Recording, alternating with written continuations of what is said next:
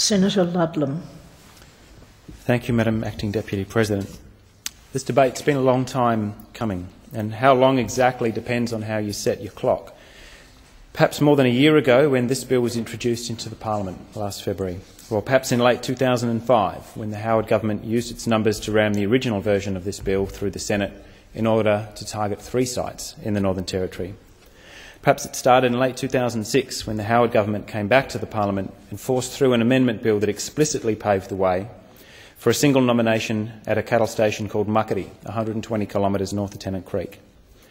Perhaps this really began on January 26, 1958, when the nuclear research facility that generated the waste we're discussing today first went critical, under the Prime Ministership of Robert Menzies during the darkest years of the Cold War. But in truth, we need to wind the clock back just a little further to see when this fuse was really lit. On December 2nd, 1942, when a pile of enriched uranium and graphite blocks went critical on a racket court at the University of Chicago. At that point, with the first criticality of the first nuclear reactor, the template was set for the way that high-level radioactive waste would be managed in nearly every jurisdiction in which it was produced. This pattern, which Australia followed with precision, runs a dismal road from indifference and denial of the problem, proceeds then to the establishment of a pseudo-scientific process to identify a dump site as far as possible from the location of decision-makers, followed by attempted forced entry of the identified site, and then defeat at the hands of the target community. The final phase, that of amnesia, allows the process to then return to the indifference and denial phase, and the cycle starts again. There's a reason why nearly everywhere in the world the nuclear industry's attempts to deal with its waste products follows this dysfunctional template with such remarkable consistency. I believe it has to do with the nature of the waste itself, colliding with human perceptions and appreciation of time. Democratically elected governments work on 3 or 4 year electoral cycles. Private nuclear corporations look to quarterly reporting cycles and the longer depreciation timelines of their assets. Host communities take a broader view and think at least in terms of a generation or two. But the lethal wastes produced in a nuclear fission reactor defeats these human conceptions of time. Consider the medical waste and the other contaminated byproducts that needed to be shielded from people and from the wider environment for 3 or 4 centuries. These are the gloves and hospital wastes, the spent sources, the contaminated and compacted trash arising from all the different ways in which our industrial society uses and discards radioactive materials. These things are not merely contaminated, they are contaminating. Everything they come in contact with becomes itself some form of radioactive waste. Our bodies are well adapted to deal with the full-time task of cell repair that comes with living in an environment bathed in low levels of background radiation. The nuclear industry likes to point this out, as though it somehow absolves them from direct responsibility for producing whole new categories of this obscenely dangerous material, whether in gigantic piles of finely powdered radioactive waste at uranium mines, or in more concentrated and immediately lethal forms requiring the kind of intergenerational storage that we consider today. For 3 centuries after the legislators and policymakers who wrote this bill are dead and forgotten, that waste will still be ticking. It will still be capable of killing and injuring, and that is the legacy that we contemplate here today. This so-called low-level waste is the material that the Labor, Liberal and National Party MPs think should be put on a semi-trailer and rail car and taken to a cattle station that only a handful of them could even point to on a map. Most of it has spent the first few decades of its existence in a shed at the Lucas Heights reactor complex at Sutherland Shire in the south of Sydney, watched over by the same technicians who created it, people who at least have qualifications in its characterisation and handling. It's an extraordinary legacy to leave behind for our great-grandchildren 12 generations hence. By the time our descendants are able to take their eyes off this stockpile, our debates in here will be a distant memory, although we might be conceited enough to imagine them reviewing the Hansard record to work out exactly what we thought producing this, or whether we thought producing this material was justified in the first place. Despite the government's stated intentions and MPs filing in here talking about medical waste and so on, that 300-year stockpile is absolutely not what this waste dump bill is about. This is about something else entirely. Spent fuel from nuclear reactors, whether small research facilities or large-scale power stations in our customer countries, produces categories of waste that defy easy description. Remember that this waste is not only contaminated but contaminating. The fuel cores within every reactor on Earth are slowly but surely turning the containment structures themselves into radioactive waste. such as the entire assemblies at the end of their lives need to be meticulously dismantled, cut up, contained somehow, and then isolated in the same manner as the fuel itself. This material, the spent fuel elements, the old reactor cores and containment structures, if not properly looked after and stored, will still kill you in 50 or 100,000 years. I defy anyone in this chamber to confidently make any prediction of any worth at all about the state of human society 100,000 years from now. If you look back in time, a span like that takes us back 2 ice ages. The only people that I know of with the kind of grip on deep geological time that matches the time spans we're forced to consider today are the Aboriginal people whose 60,000-year occupation of this continent is documented in the extraordinarily resilient oral and symbolic culture that Central Australians speak of as Chukupa, or the law. The million or so silent petroglyphs or rock carvings hammered into the granophyre galleries of Murujuga, the Burrup Peninsula, tell an unbroken and sophisticated story of 30,000 years or more of continuous occupation spanning different geological ages. And these are the timescales that the producers and promoters of radioactive waste force us to contemplate. That waste, the 100,000-year migraine left us by a few short decades of industrial thoughtlessness, is only heading to Muckaty in the interim, we're told. The government, I confirmed that in Senate estimates only a fortnight ago. The government intends to transport the dismantled Lucas Heights reactor core and the reprocessed spent fuel and other long-lived garbage out to Muckaty in the interim. There is still no final disposal site in contemplation. The government asks us to trust them that its policy is only to host waste generated in Australia, and to that I can only say that trust around here and these issues is in very short supply. We have people from Bob Hawke on down promoting Australia as a global radioactive dump. What an extraordinary vision for our community that is. People promoting remote dumping of radioactive waste, whether locally, nationally or globally, have to answer 2 very simple questions. Firstly, why exactly does this material have to be stored remotely? Why the obsession with centralising this poisonous garbage at a remote site? We know why, because every now and again the industry lapses into sincerity and tells us. For the really dangerous material, no engineered form of containment has been developed that this waste won't burn its way out of.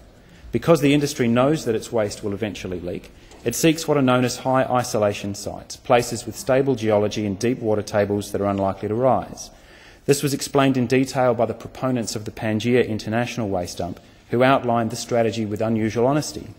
Checking to see if this was the case, I confirmed that a couple of years ago by officers of ANSTO at one of the Senate committees into this matter, who said, sure, we put it out there because the material will leak. Yes. This explains the obsession that nuclear industry decision makers the world over have with remote sites.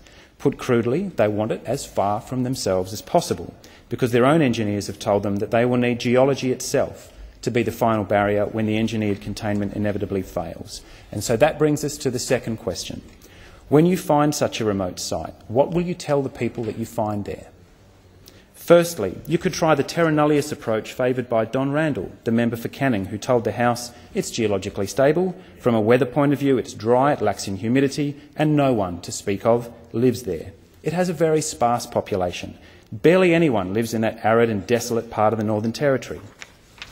You can be fairly certain the member for Canning has never bothered to go within 500 kilometres of the place he dismisses with such spectacular ignorance. But he is only repeating former Science Minister Julie Bishop, who said, why on earth can't people in the middle of nowhere have low-level and intermediate level waste? The principle of terra nullius is written into this bill, as it was in the bill that we were meant to be replacing. If the land is empty, there will be no one to prevent us from violating it.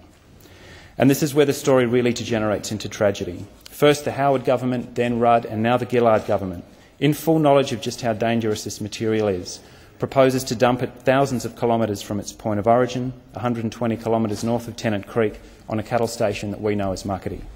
In exchange for $11 million in a charitable trust and $1 million in educational scholarships for the people who put their hands up to host the dump for the next 300 years.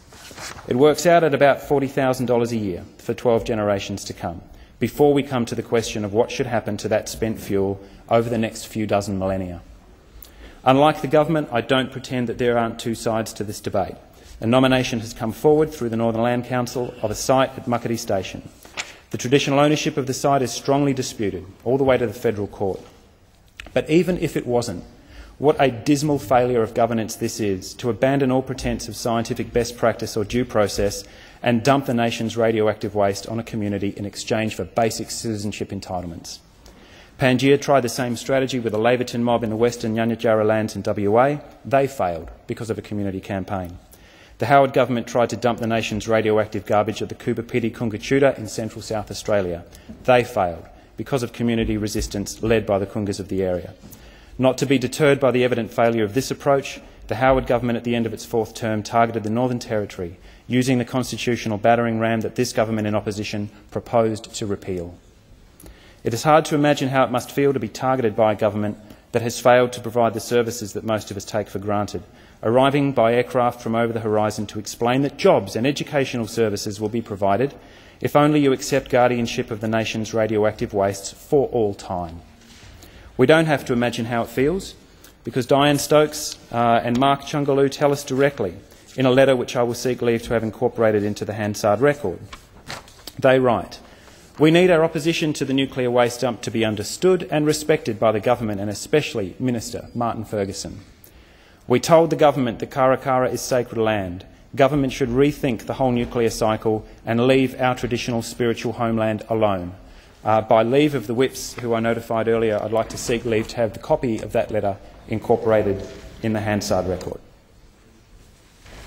Is leave granted? There being no objection, leave is granted. Thank you, Madam Acting Deputy President, and I thank the Senate.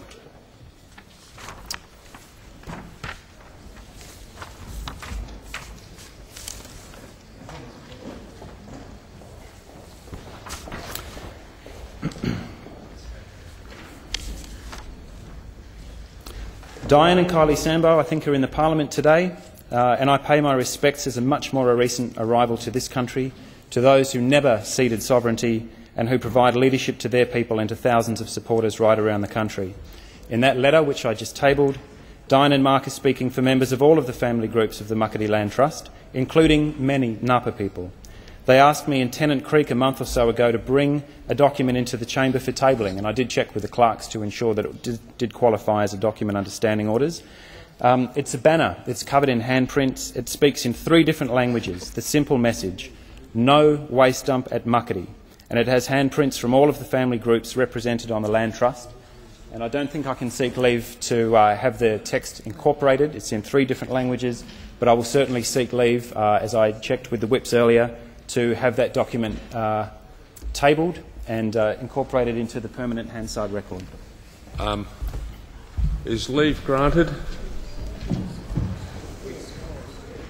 Leave is granted. Leave is granted. Now, maybe this means absolutely nothing to Prime Minister Gillard or to Minister Martin Ferguson. But I'm here to tell the government and opposition MPs who will in due course file in here, and they will probably vote for this bill, that you should take a moment or two to read them. They are a sign from a long way from here that this proposal has been fought for 6 years. It will be fought into the future, and the government is going to end up backing down like it has before. And I have to ask, how on earth has it come to this? The government cuts and copies a Howard-era bill which guts the principles of procedural fairness and judicial review, overrides all relevant state and territory legislation that stands in its way. They base a single nomination on a mysterious piece of anthropological research that no one has seen, not even the people who are probably named in it. The minister then grants himself total and unfettered discretion in deciding where the dump will be, whether on Muckaty or at some other site that looks sufficiently remote from policymakers in Canberra. Maybe they'll be cracking open the champagne in Martin Ferguson's suite over at Ministerial later in this week. And maybe the government thinks that this is in fact the end of the matter. But I'm here to say it really is not. We will continue to support the community and the people who have taken up this campaign, and we will continue to fight for the entitlements of all Australians to have decent employment prospects and education services without having to sacrifice their land. This bill should not be debated in this place at all while this matter is before the federal court. At this point, I think, I'm not sure whether I need leave or not, Mr President. I have a second reading amendment that was circulated on sheet 7040. You'll need to move that. I'll move that now, President. What this second reading amendment does, perhaps I will explain directly after question time.